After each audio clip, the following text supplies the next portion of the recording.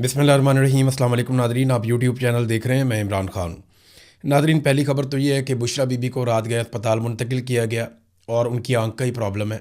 उन्हें अस्पताल ले जाया गया, कुछ देर उनको दाखिल रखा गया और बाद में खबर आई कि उन्हें वापस शिफ्ट कर दिया गया है अडयाला जेल में। अब ये एक मामूल बना लिया गया है, यानी वो एक खातून है, ना उनकी फैमिली को आगाह किया जाता है, ना उनके वकला को आगाह किया जाता है। बस जेल से अमला उन्हें उठाता है, सिक्योरिटी साथ लगाता है और जब दिल करता है लेकर चला जाता है। अब वो उन्हें अस्पताल में लेकर गए हैं। यहाँ पे इस किस्म की सिचुएशन में रात गए, कोई इमरजेंसी है, क्या सूरत हाल है, इसके बारे में किसी को कुछ पता नहीं है। उनकी फैमिली अलग से परेशान है और पाकिस्तान तहरीक इंसाफ भी इसके ऊपर एहतजाज कर रही है। अब इमरान खान के साथ ये ज़्यादतियों की तो इंतहा है ना। याद है आपको, बिलावल की फुप्पो को एक दिन रात के वक्त एक जगह से दूसरी जगह शिफ्ट किया गया था और रात का वक्त नहीं था, वो भी शाम का वक्त था। तो बिलावल ने चीख चीख के गला फाड़ दिया था और पूरे पाकिस्तान के अंदर कोहराम मच गया था कि एक खातून को रात के वक्त फैमिली की इजाज़त के बगैर और प्रोटोकॉल्स के बगैर और फलानी चीज़ के बगैर आप कैसे मूव कर सकते हैं। तो यहाँ बुशरा बीबी को उठाया जाता है जनाब, उनको ले जाते हैं अस्पताल में, वहाँ एडमिट करवाते हैं, वहाँ से उनका इलाज करवाते हैं, उनको वापस अडयाला जेल में छोड़ जाते हैं। और ये एक नॉर्मल प्रैक्टिस है, इसको अब कोई ऐसी चीज़ समझा नहीं जाता पाकिस्तान में कोई बड़ा हो रहा है। आसिम मुनीर साहब ने ना पाकिस्तान में बहुत सारी चीज़ें नॉर्मलाइज कर दी हैं जो पहले हमें लगता था कि ये नहीं होंगी। और देखें, आहिस्ता आहिस्ता पाकिस्तान उस तरफ जा रहा है जिस तरफ शुमाली कोरिया जा चुका है। शुमाली कोरिया में किम जोंग उन की हुकूमत है और जिस तरीके से वो वहाँ पे निज़ाम को कंट्रोल करता है, कभी आप स्टडी करें, वैसे मैं उस पर एक वीडियो बनाऊँगा, आपको अंदाज़ा हो जाएगा कि कितनी खौफनाक ज़िंदगी वहाँ के लोग गुजार रहे हैं। तो पाकिस्तान आहिस्ता आहिस्ता शुमाली कोरिया वाली साइड पे या उसी तरह के तर्ज अमल में पाकिस्तान की जो मौजूदा रजीम है वो उस तरफ पाकिस्तान को लेकर जा रहा है। और हम ये होता हुआ अपनी आंखों के सामने देख रहे हैं, जैसे इन्होंने अदालतों को कंट्रोल किया, बाकी सारी चीज़ों को किया। अब जिस पॉलिटिकल पार्टी ने इस लड़ाई को लड़ना था, उनका लीडर जेल में, इमरान खान तो मुकाबला कर रहा है। मैंने पिछले वीलॉग में भी आपको बताया कि इमरान खान इनसे हार नहीं मानेगा। उसने कहा कि मैं इनसे हार नहीं मानूंगा। उसने कौम से वादा किया था, आज के दिन तक, इस वक्त तक इमरान खान ने अपना वादा पूरा किया और इमरान खान ने आसिम मुनीर से किसी किस्म की कोई शिकस्त तस्लीम नहीं की। और इमरान खान ने कहा था कि मुझे डरा हुआ देखना इनकी हसरत रह जाएगी। ये इमरान खान से इतना डरते हैं कि इमरान खान जेल में है और आसिम मुनीर साहब ने आर्मी चीफ होने के बावजूद एक्सटेंशन ले लिया। ये खौफ नहीं है तो और क्या है। पाकिस्तान तहरीक इंसाफ अगर इमरान खान के नुक्ता नज़र पे चलती तो शायद कोई नतीजा निकल भी आता, लेकिन तहरीक इंसाफ किसी और तरफ चल पड़ी है। जो भी आता है वो इक़्तिदार की भूल भुलैयों में गुम हो जाता है। पहले अली अमीन गंडापुर थे, अब सुहेल आफरीदी हैं और ऐसा दिखाई देता है कि सुहेल आफरीदी ने भी पाकिस्तान तहरीक इंसाफ के कारकुनों में मायूसी फैला दी है। उनकी कबूलियत तो हो गई है, यानी अब वफाकी वज़रा उनकी तारीफ़ करते हैं जो पहले बहुत सख्त उनके ख़िलाफ़ थे। अब दूसरी हुकूमतें भी उनकी तारीफ़ करती हैं जो पहले उनके ख़िलाफ़ थे। अब कोई इस्टेब्लिशमेंट या DG ISPR वगैरह भी उनके ख़िलाफ़ कोई बात नहीं करते। फिर ड्रोन हमलों के हवाले से इमरान खान का जो सख्त मौक़िफ़ था अब वो सुहेल आफरीदी ने तब्दील कर दिया। फिर ऑपरेशन के हवाले से जो सुहेल आफरीदी का एक सख्त मौक़िफ़ था इमरान खान के कहने पर, वो भी लगभग तब्दील हो गया। जो मामलात अफ़गानिस्तान के हवाले से हैं वो भी हम वैसे नहीं देखते। और जो एहतजाज की सियासत है उन्होंने उठाकर खाते डाल दिया कि महमूद खान अचक से ही बताएंगे कि इमरान खान को बाहर निकालने के लिए तहरीक कब चलानी है और इमरान खान साहब जो हुक्म करेंगे वो मैं करूँगा। अब इमरान खान साहब हुक्म कब करेंगे, मुलाकात होगी तो करेंगे। मुलाकात आसिम मुनीर साहब ने बंद की हुई है। तो लोग ये चीज़ें देखते हैं तो लोग मायूस होते हैं, फिर लोग दूर हो जाते हैं। देखिए, मैं एक चीज़ नोट कर रहा हूँ, जिसको भी कबूलियत मिलती है ना उसकी मकबूलियत बढ़ जाती है। यानी ये निज़ाम जिसको भी कबूलियत बख्शता है उसकी मकबूलियत फ़ारिग हो जाती है। आप देखें ना, निज़ाम में कबूलियत किसकी, मरीम नवाज़ की, वो पब्लिक में जा नहीं सकती। शहबाज शरीफ की कबूलियत है, पब्लिक में जा नहीं सकता। गंडापुर जो है उसके साथ भी यही हुआ, आहिस्ता आहिस्ता पब्लिक दूर होती गई। अभी मैंने जलसा देखा, इसके मनाजिर जो मानसरा में हुए हैं पाकिस्तान तहरीक इंसाफ के, ये बहुत सारी फ़ोटोज़, पहली मरतबा मैंने देखा पाकिस्तान तहरीक इंसाफ ने अपने जलसे की कुछ ऐसी वीडियोज़ और तस्वीर जारी की जिसमें जालसाजी की जा रही थी। यानी ऐसी जालसाजी PMLN या बाकी पॉलिटिकल पार्टीज़ या पीपल्स पार्टी वाले करते हैं क्योंकि उनके पास लोग नहीं आते। जब लोग नहीं आते तो वो ये करते हैं कि वो ख़ास एंगल से तस्वीरें बनाते हैं पब्लिक की। मखसूस एंगल से एक तस्वीर बना ली, 2 बना ली, 4 बना ली, उन तस्वीरों को वो पब्लिक करते हैं और कोशिश करते हैं कि इस तरह दिखाया जाए कि जैसे ये जलसा बहुत बड़ा है। लेंस इस्तेमाल किए जाते हैं। अब मैं मीडिया का आदमी हूँ, 2 मिनट में पकड़ लेता हूँ। तो मैंने जब इसकी तस्वीरें देखी और पाकिस्तान तहरीक इंसाफ के सोशल मीडिया ने तस्वीरें लगाई मानसेरा में, यहाँ पे जो जलसा हुआ उसकी, तो मुझे वहीं आइडिया हो गया कि ये जलसा फारिग है। और ये जिस किस्म की, जिन एंगल से ये तस्वीरें ली गई हैं और जिस तरह के कैमरास को और जिस तरह के एंगल्स को इस्तेमाल किया गया है, यहाँ पे या तो लोग आए ही नहीं या ये किसी गलत टाइम पे ली गई हैं। फिर जब जलसा चल रहा था उस वक्त बैक साइड से एक तस्वीर किसी ने ली और लॉन्ग एंगल से, हाइट से किसी ने तस्वीर ली। अब ये तस्वीर बता रही है कि इस वक्त क्या हालत थी जलसे की। यानी ये या तो आप कबूलियत ले लें या मकबूलियत ले लें। तो सुहेल आफरीदी साहब जो हैं वो, उन्होंने कबूलियत तो ऐसा लगता है कि उनको मिल गई है, लेकिन इमरान खान के नाम पे ही लोग निकलते हैं। इमरान खान आज कहते हैं जेल में बैठ करके फ़लाँ जगह पे जलसा करना है, लोग वहाँ पे आ जाएंगे। इमरान खान जब भी ऑर्डर करते हैं कि यहाँ पे निकलो जलसा करना है, लोग आ जाते हैं। ऐसा नहीं है कि इमरान खान के नाम पे लोग नहीं आएंगे, लेकिन जो इमरान खान के नज़रिए पे नहीं चल रहा होगा, जैसा कि मुराद सईद ने अब शिकवा किया। मुराद सईद का अगर आप ट्वीट गौर से पढ़ें तो मुराद सईद का सारा शिकवा अपने उन साथियों से है जिनको उसने तैयार किया था, जिन पर उसने एहसानात किए थे। ये पाकिस्तान तहरीक इंसाफ के वो नौजवान हैं जो मुराद सईद की टीम में थे, और आज मुराद सईद इनसे शिकवा कर रहा है कि तुम उस पॉलिसी से पीछे हट गए हो जो हमारे लीडर की है। बहरहाल ये पॉलिटिकल पार्टी का मामला है, चलता रहेगा। मरीम नवाज़ ने एक ऐलान किया, नादरीन ये ऐलान आप सुने, बहुत मज़ेदार है, ये बड़ी इंटरेस्टिंग चीज़ है। नादरीन माजी में एक दौर ऐसा भी था जिस वक्त मरीम नवाज़ साहिबा अपने चचा शहबाज शरीफ को फ़ोन करके कहती हैं कि ये हेल्थ कार्ड तो बंद कर दें, इमरान खान के पास इसके अलावा कुछ नहीं है, आप हेल्थ कार्ड बंद कर दें, गरीबों का जो मुफ्त इलाज हो रहा है, जहाँ से दिल करता है वो अपना इलाज करवा लें, अगर आप ये बंद कर देंगे तो इससे फ़ायदा हो जाएगा हमें और इमरान खान को पॉलिटिकली नुकसान होगा, गरीब मरते हैं तो मरे। ये मरीम नवाज़ साहिबा ने अपने चचा को कहा था। लेकिन मज़े की बात देखें कि अब वही मरीम नवाज़ और उसका स्टेटमेंट, मरीम नवाज़ कह रही है कि ऐसी हेल्थ इंश्योरेंस पॉलिसी लाएंगे कि जिसका जहाँ से दिल करे अपना इलाज करवा सकेगा। ये तो इमरान खान की पॉलिसी थी, हेल्थ इंश्योरेंस पॉलिसी तो इमरान खान की पॉलिसी थी कि जिसने जहाँ से इलाज करवाना है जाकर करवा लो। इमरान खान ने तो पूरे पाकिस्तान को ये फैसिलिटी दे दी थी, सिर्फ सिंध की सूबाई हुकूमत नहीं मान रही थी, इमरान खान ने तो हर जगह पे हेल्थ कार्ड चला दिए थे। और ये वो हेल्थ कार्ड है जिसको 4 साल पहले इन्होंने बंद करवाया बेशर्मी और ढिठाई के साथ। आज 4 साल के बाद इन्हें याद आया कि इससे बड़ा प्रोजेक्ट कोई नहीं था। अब ये इमरान खान के उसी प्रोजेक्ट को जो है वो दोबारा से रीओपन कर दे, थूक के चाटने वाली बात हो गई। अब मिसाल तो बड़ी गंदी है लेकिन इन लोगों के ऊपर फिट आती है। ये वही हरकतें कर रहे हैं, बहुत ही घटिया सियासत इस ख़ानदान ने की है हमेशा, और आज भी ये अपनी उसी घटिया रविश के ऊपर कायम है। इसहाक डार ने नादरीन एक स्टेटमेंट दिया, बड़ा इंटरेस्टिंग स्टेटमेंट है। स्टेटमेंट की पहली लाइन आप सुनेंगे ना तो अगर आपको थोड़ी सी भी इंटरनेशनल पॉलिटिक्स की समझ है ना तो आपकी हंसी छूट जाएगी।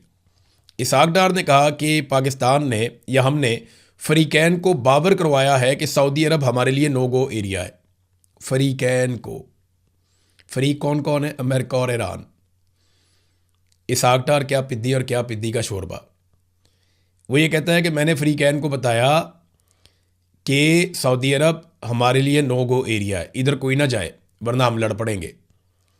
देखिए, ईरान को तो पाकिस्तान कह सकता है, फरीकैन का लफ्ज़ इस्तेमाल बिला वजह ही किया है क्योंकि अमेरिका को पाकिस्तान कह नहीं सकता। आज अगर अमेरिका सऊदी अरब के साथ कोई ज़्यादती करता है तो पाकिस्तान तो एक लफ्ज़ नहीं बोलेगा।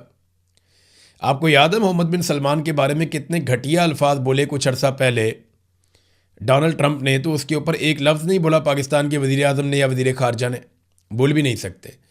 भाई सऊदी अरब तो छोड़ें, जब पाकिस्तान के फ़ौजी शहीद कर दिए थे, पीपल्स पार्टी का दौर था गालिबन, अमेरिकन ने अफ़गान बॉर्डर के ऊपर पाकिस्तानी फ़ौजी सलाला में शायद शहीद कर दिए थे और 25 फ़ौजी पाकिस्तानी शहीद हो गए थे। उसके बाद हमने अलामती तौर पे सिर्फ क्या किया था, सप्लाई लाइन बंद की थी, वो भी अलामती तौर पे, और वो जिस वक्त अमेरिका को प्रॉब्लम आया उन्होंने वापस खुलवा ली। आप माफ़ी तो उनसे मंगवा नहीं पा रहे थे, और जब उन्होंने पाकिस्तान के फ़ौजी शहीद किए तो उसके बदले में आपने उनके फ़ौजी नहीं मारे। पाकिस्तान ने वहाँ पे सब्र का मुजाहरा किया, अपने नौजवानों का खून रायगा जाने दिया। तो जो बात हकीकत है वो हकीकत है। पाकिस्तान अमेरिका के साथ पाकिस्तानी फ़ौज कभी भी लड़ना नहीं चाहती। पाकिस्तानी फ़ौज को ये लगता है कि अमेरिकन फ़ौज बहुत ताकतवर और बहुत बड़ी फ़ौज है, इससे हम नहीं लड़ पाएंगे। जनरल बाजवा से एक दिन हम बातचीत कर रहे थे तो इमरान खान ने कहा था कि अफ़गानिस्तान के ऊपर हमले के लिए हम अपने अड्डे नहीं देंगे। तो मैंने जनरल बाजवा से, बहुत सारे और सहाफ़ी भी थे, मैंने उनसे पूछा, मैंने कहा जनरल साहब अड्डे नहीं देंगे तो आपकी फ़िज़ाई हदूद भी अगर कोई और मुल्क इस्तेमाल करता है तो वो भी फैसिलिटी आप ही देते हैं तो इस्तेमाल करता है, तो क्या अमेरिका आपकी फ़िज़ाई हदूद इस्तेमाल कर सकता है? तो बाजवा साहब ने कहा आपको पता है उनकी फ़िज़ाई ताकत कितनी है, वो कितनी बुलंदी से आते हैं, उनकी कैपेसिटी क्या है, क्या हमारी वो कैपेसिटी है, क्या हम ये कर सकते हैं? तो जनरल बाजवा ने ऐसी बातें की कि वहाँ पे लोग डर गए, परेशान हो गए कि यार ये तो अमेरिका से इतना डरते हैं, इनकी तो हवा निकली हुई है। तो पाकिस्तान ने कोई बदला नहीं लिया था अमेरिका से, जब पाकिस्तानी फ़ौजियों को अमेरिका ने शहीद कर दिया था अफ़गान बॉर्डर के ऊपर। तो ये जो पैगाम इसहाक डार ने दिया है, ये सिर्फ वो कहते हैं ना, कहना तीनू तो सुनाना नू, यानी ये इन्होंने एक्चुअली फ़रीक़ैन का लफ्ज़ इस्तेमाल किया, हिफ्ज़ मा तक़द्दुम। एक्चुअली तो ये पैगाम ईरान को है कि अगर दोबारा लड़ाई होती है तो सऊदी अरब वाल तुसी मुँह नहीं करना। सऊदी अरब अगर कुछ करता भी है तो आपने अपना दिल बड़ा रखना, क्योंकि सऊदी अरब से आप लड़ेंगे तो हम आपके साथ लड़ेंगे, क्योंकि हमने सऊदी अरब से पैसे ले लिए हैं।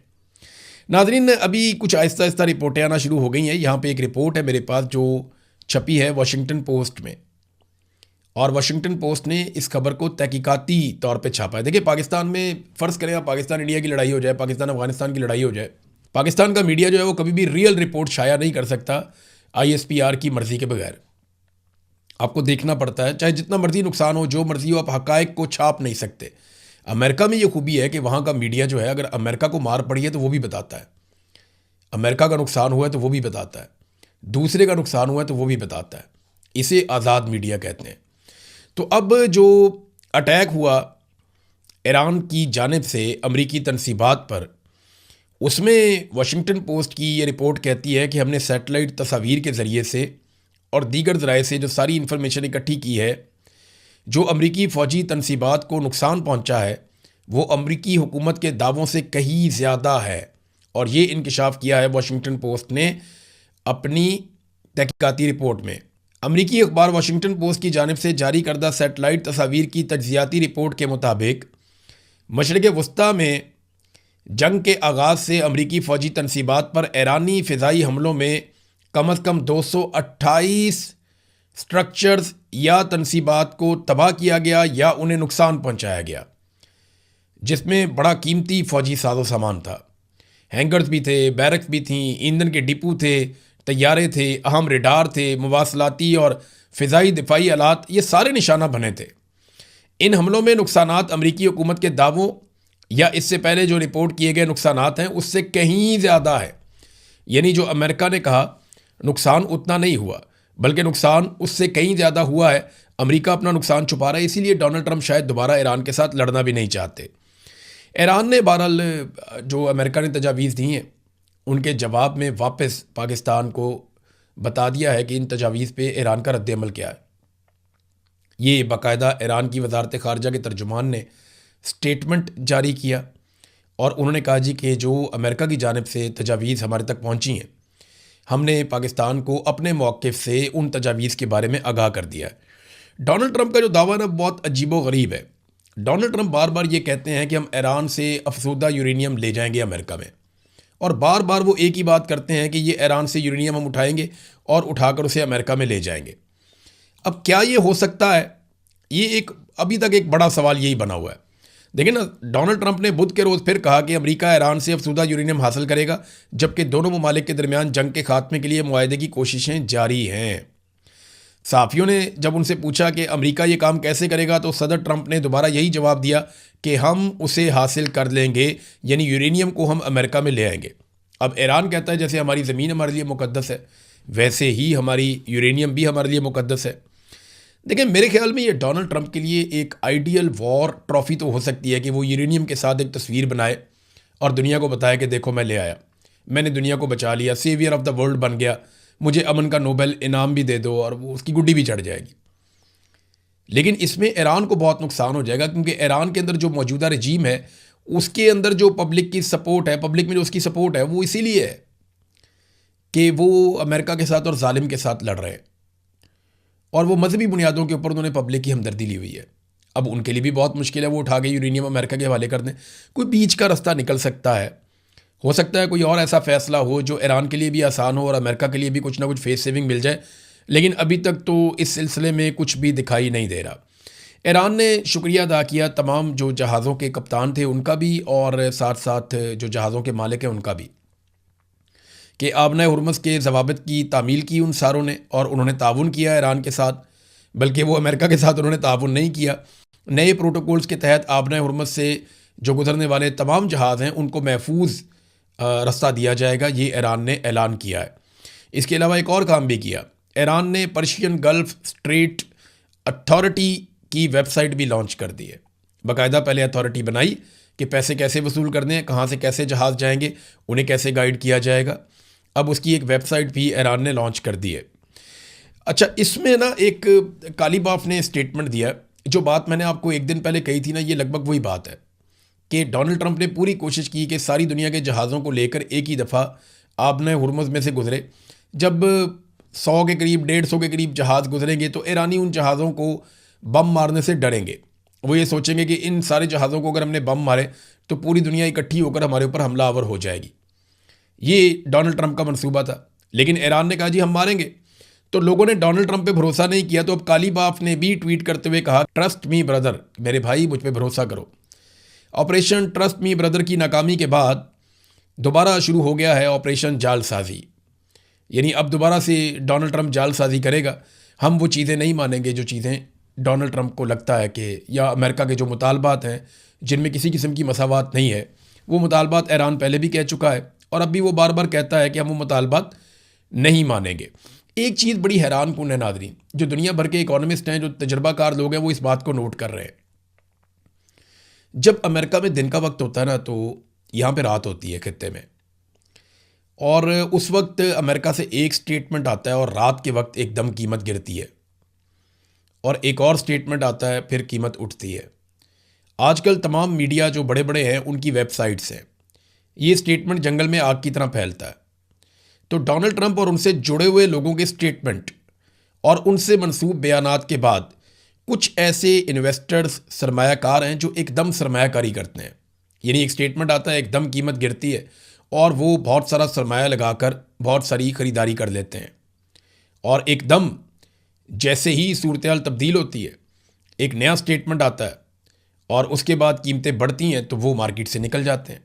तो ये जो ट्रेडिंग हो रही है ये इस बुनियाद पे हो रही है कि कुछ ऐसे लोग हैं मुबैना तौर पे जो मुस्तकबिल के बारे में पहले से जानते हैं कि अभी क्या बयान आया और थोड़ी देर के बाद कौन सा बयान आने वाला है, और इस बयान का मार्केट के ऊपर किस किस्म का इम्पैक्ट होगा।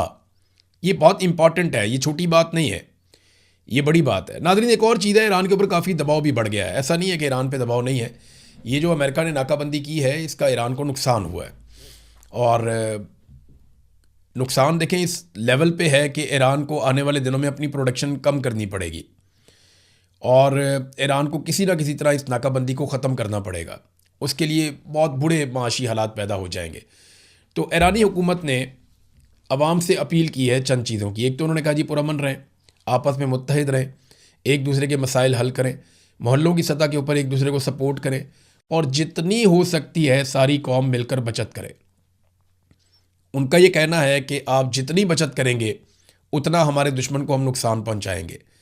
इस वक्त इम्तिहान जो है वो ईरान के अंदर है। दुश्मन हमसे नहीं लड़ पा रहा, लेकिन वो हमें अंदर से लड़ाना चाहता है और हमें माशी तौर पे कमज़ोर करके हमारे आसाब तोड़ना चाहता है। तो इस वक्त ईरानियों को खड़ा रहना पड़ेगा।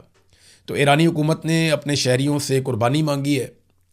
वो जंग में उतरे हुए हैं, उनका बनता भी है कुर्बानी मांगना। हमारे तो बिला वजह ही कुर्बानी मांग लेते हैं। एक नया जहाज़ लेना है, मरीम नवाज़ ने कुर्बानी मांग लेते हैं कौम से। शहबाज शरीफ ने कोई नया अपने अयाशी करनी है, वो कौम से कुर्बानी मांग लेते हैं। नई गाड़ियाँ लेनी है, इन्होंने कौम से कुर्बानी मांग लेते हैं। कोई नया कारोबार खड़ा करना है, इन्होंने कौम से कुर्बानी मांग लेते हैं। कोई पाकिस्तान का इदारा बेचना है, इन्होंने तो कौम से कुर्बानी मांग लेते हैं। कोई दुनिया का वर्ल्ड टूर लगाना है इन्होंने अपने मुलाजमों समेत, तो ये कौम से कुर्बानी मांग लेते हैं। तो पाकिस्तान में तो ये ट्रेंड है ना कुर्बानी मांगने का। लेकिन ईरानियों ने, क्योंकि वो जंग लड़ रहे हैं, तो उन्होंने ना सिर्फ कुर्बानी मांगी बल्कि उन्होंने अपने ओवरसीज़ जो उनके ईरानी हैं उनसे कहा कि आप बयानिया की लड़ाई के अंदर जितना ज़्यादा हो सके बैनुल-अक़वामी इदारों में हर जगह पे जहाँ जहाँ पे आप हैं आप इन्फ्लुएंस करें और ईरान के हक़ में बात करें। अब तक के लिए इतना ही। अपना ख्याल रखिएगा, अपने इस चैनल का भी। अल्लाह हाफ़िज़।